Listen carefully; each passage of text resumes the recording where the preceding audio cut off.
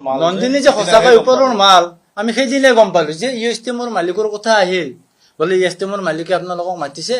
গাৰ্জেনে ক'লা আৰু তেখেতসকলৰ এজন পিএ নে মেনেজাৰ মহবুবুল হকৰ পিএ নে কি নাজানো বিশ্বজিৎ নাম নেকি বিশ্বজিৎ নে কি নাম সেনেকুৱা নহয় তেখেতে আহিছিল তাকে থানা তেখেতে আমাক লৈ গ'ল মেঘালয় লৈ গ'ল কৈছে কেছটো আমি মেডিকেলৰ যিখিনি কৰিব লাগে মহবুবুল হকৰ উপস্থিতিত আমি আলোচনা কৰি গোটেইখিনি কৰিম ময়ো সেই ভাবি আমি মেঘালয় গুচি গ'লো কাৰণ মোৰ মানে পেচেণ্টৰ কাৰণে মোক টকা লাগে পইচা লাগে খালি পেচেণ্টটো ভাল হ'ব লাগে কাৰণ মইতো আৰু এপলত ভৰ্তি কৰাৰ পাছততো আৰু পইচাৰ কথাই নাই তাতে তাৰ পাছত আমি গুচি গ'লো তাতে মেঘালয় আমাৰ এমডি ছাৰ গ'ল লগত 1 to 10 সলিউশ্যনৰ এমডিজন আছিল তেখেত গ'ল মই গ'লো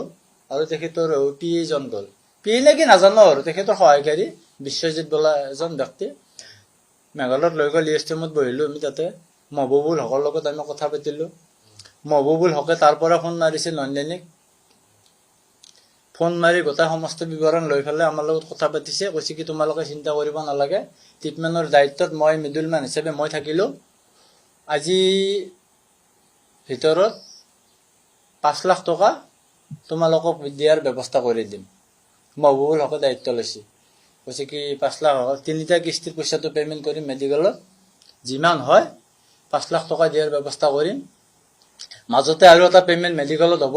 যিমান বিল হয় ইণ্ডিঙত যেতিয়া ৰিলিজ হ'ব ল'ৰাজন সুস্থ হৈ পেলাই ৰিলিজত যিমানখিনি পইচা হয় বাকীখিনি পইচা পেমেণ্ট হ'ব মহবুবুল হকে এই চিষ্টেমত আমাক কৈ পেলাই আমাক বিদায় দিছে কৈছে মই নন্দিনীৰ হৈ মই যাম মেডিকেলত আজি যাব পৰা নহ'লে কালি হ'লেও যাম যোৱাটো মই যামেই 28 তাৰিখে গধূলি অহাৰ কথা আছিলে তো যদিও 28 তাৰিখে নোৱাৰে 29 তাৰিখে হ'লেও আহিব আৰু তেখেতে আহি পেচেণ্টৰ খবৰ ল'ব